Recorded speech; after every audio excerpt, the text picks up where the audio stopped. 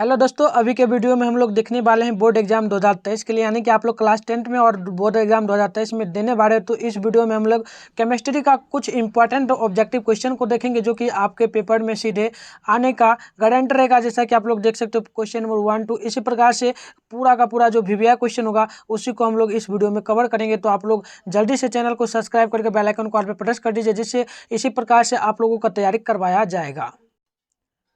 तो आइए फर्स्ट प्रश्न को हम लोग देखने वाले हैं। पहली प्रश्न है, जठर रस का पीएच मान लगभग कितना होता है?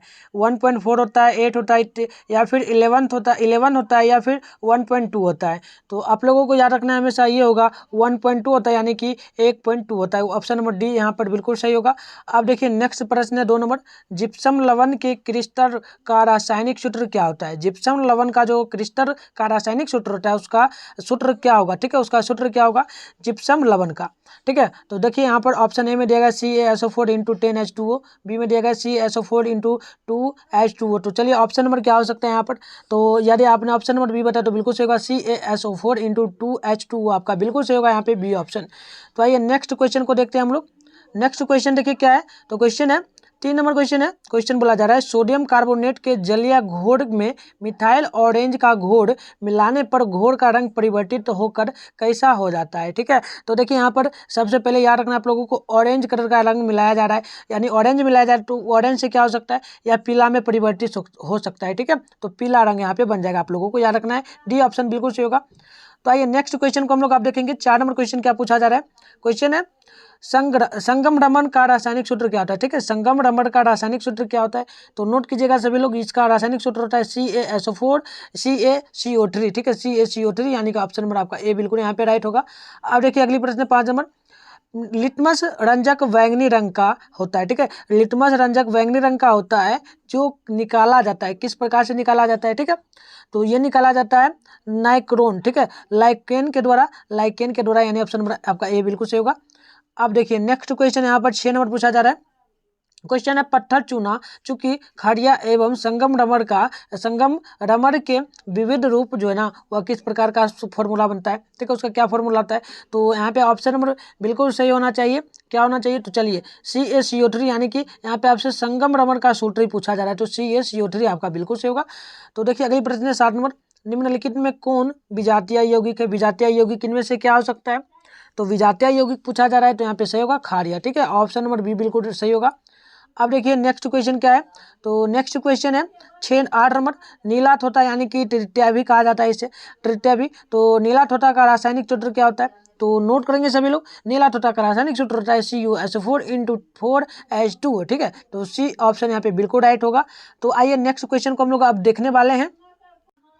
तो आइए अब देखते हैं हम लोग 9 नंबर क्वेश्चन को। ठीक है, 9 नंबर क्वेश्चन को देखिए सभी लोग, यहाँ पर से देखेंगे। 9 नंबर क्वेश्चन है, चीनी का रासायनिक सूत्र क्या होता है? ठीक है, चीनी का रासायनिक सूत्र क्या होता है? काफी बार पेपर में आया हुआ प्रश्न है, तो नोट करना है आप लोगों को। चीनी का रासायनिक सूत्र होता है C12। ठीक है, C12 और H22O11, यानी कि ऑप्शन नंबर यहाँ पे सी बिल्कुल सही होगा। अब देखिए अगली प्रश्न क्या है। तो प्रश्न है 10 नंबर, शुष्क बुझा हुआ चूना पर क्लोरीन गैस की क्रिया कौन सी पदार्थ बनता है? ठीक है, जो शुष्क बुझा हुआ चूना होता है उस पर क्लोरीन गैस की कौन सी क्रिया बनता है? ठीक है, विरंजक चूना होगा, कैल्शियम क्लोराइड होगा, हाइड्रोक्लोरिक अम्ल होगा, या फिर जल होगा। तो यहाँ पर क्या होना चाहिए 10 नंबर का? तो बिल्कुल सही होगा, विरंजक चूर्ण होगा। ठीक है, ऑप्शन नंबर ए बिल्कुल सही होगा। अब देखिए नेक्स्ट क्वेश्चन है 11 नंबर, सोडियम हाइड्रोक्साइड का pH मान लगभग कितना होता है? ठीक है, तो चलिए बिल्कुल सही होना चाहिए, यहाँ पे 14 होता है, ऑप्शन नंबर ए बिल्कुल सही होगा। तो आइए नेक्स्ट क्वेश्चन क्या है। तो देखिए 12 नंबर प्रश्न बैंकिंग सोडा का रासायनिक सूत्र क्या होता है? बैंकिंग सोडा का रासायनिक सूत्र क्या होता है? तो यहाँ पे बिल्कुल सही होना चाहिए NaHCO3, यानी कि ऑप्शन नंबर ए बिल्कुल सही होगा। तो देखिए 13 नंबर प्रश्न है, निम्नांकित में कौन लवण है? लवण यहाँ पर क्या हो सकता है 13 नंबर का? तो देखिए बिल्कुल सही होगा NaCl, ऑप्शन नंबर सी यहाँ पर बिल्कुल सही होगा। तो आइए अगली प्रश्न को हम लोग देखेंगे। अब 14 नंबर प्रश्न है, जल में घुलनशील भस्म क्या कहलाते हैं? जल में जो घुलनशील भस्म होते हैं, भस्म यानी कि जो घुल जाते हैं जल में, वो सभी भस्म क्या कहलाएंगे? तो वो सभी कहलाएंगे क्या? तो क्षार कहलाएंगे, ऑप्शन नंबर सी बिल्कुल सही होगा।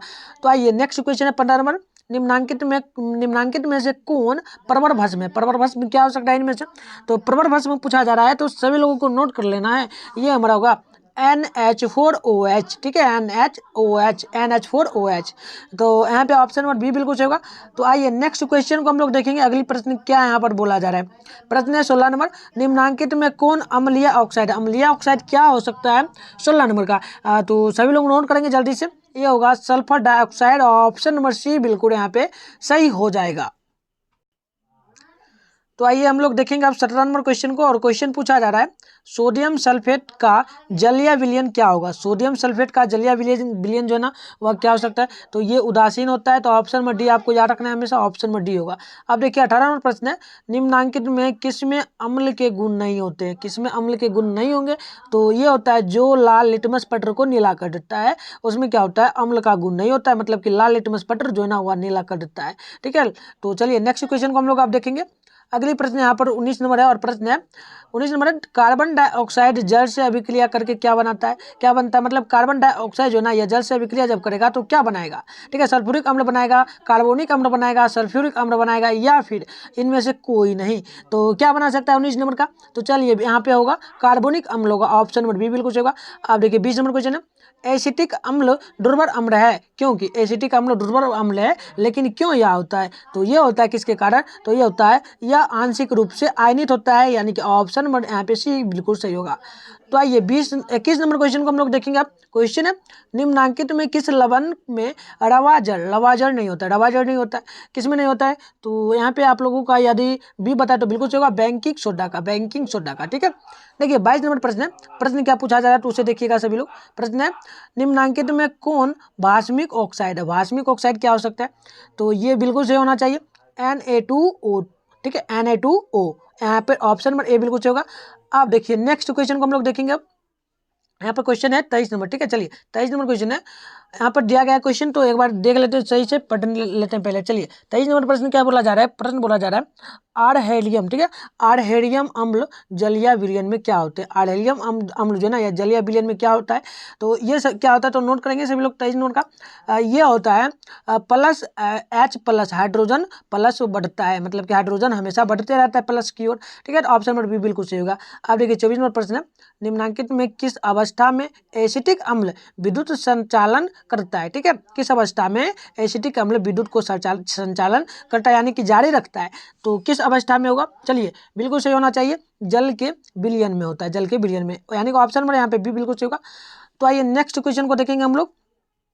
अगली प्रश्न देखिए क्या है। तो 25 नंबर है, कोई विलयन लाल लिटमस पत्र को नीला कर देता है तो उसका पीएच मान क्या होता है, ठीक है। अगर कोई भी विलयन है जो लाल लिटमस पत्र को नीला तो कर डाले, लेकिन कितना पीएच मान उसका रहना चाहिए। तो सभी लोगों को नोट करके रखना है हमेशा, इसका पीएच मान लगभग 10 होना ही चाहिए, 10 होगा तभी वह लाल लिटमस पत्र को नीला करेगा। तो आइए नेक्स्ट क्वेश्चन को हम लोग देखेंगे अब। तो देखिए 24 नंबर प्रश्न है। और प्रश्न पूछा जा रहा है NaOH का 10 ml, ठीक है, 10 ml विलयन जो है ना HCl के 8 ml विलयन से पूर्णतः क्या होता है, उदासीन हो जाता है। यदि हम NaOH के उदासीन विलयन का 20 ml यानी कि 20 ml ले तो उदासीन करने के लिए HCl के उसी विलयन की कितनी मात्रा आवश्यकता हमें पड़ेगी, ठीक है। तो कितनी पड़ेगी। तो देखिए यहाँ पर दिया गया क्या, तो यहाँ पे 10 ml दिया था, 10 ml, लेकिन उसको जब विलयन में परिवर्तित किया गया तो 8 ml का जरूरत पड़ा था उसके लिए। तो यहाँ पे हमें दिया गया है कितना, तो हमें यहाँ पे करना है 20 का, तो 20 ml का करना है। तो उसके लिए कितना चाहिए, क्या चाहिए, विलयन, ठीक है, कितना चाहिए। तो देख लीजिए यहाँ पे कितना हो सकता है। तो 26 नंबर है, तो कितना हो सकता है सभी लोग ट्राई करेंगे एक बार बताने का 26 नंबर का।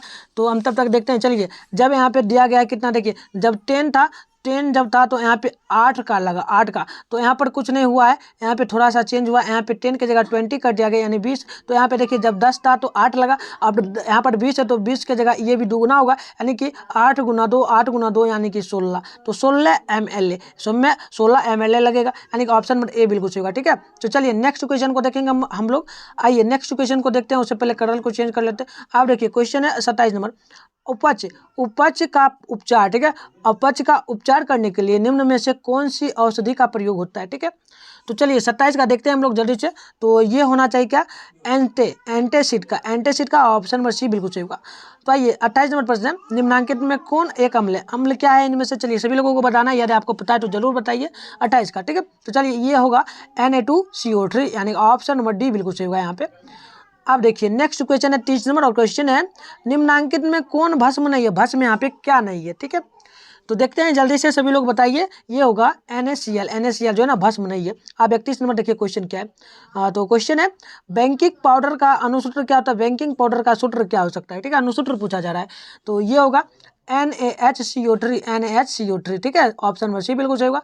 अब देखिए 32 नंबर क्वेश्चन है, हमारा शरीर का pH मान किस परिसर में सही तरीके से कार्य करता है, मतलब कि हमारे शरीर में कितना pH मान रहना चाहिए। तो हमारा शरीर हमेशा एक जैसे हम काम करेंगे उस प्रकार से, जिस प्रकार से हम चाहे अपने शरीर को कंट्रोल करना उस प्रकार से रहेगा, कितना pH मान पर। तो देखिए ये लगभग होना चाहिए 7 पर, ठीक है। अब देखिए 33 नंबर है, वॉशिंग सोडा का अनुसूत्र क्या होता है, वॉशिंग सोडा का, ठीक है, वॉशिंग सोडा का अनुसूत्र क्या होगा। तो इसका अनुसूत्र होता है Na2CO3 × 10H2O, यानी कि ऑप्शन नंबर ए बिल्कुल सही होगा यहाँ पे।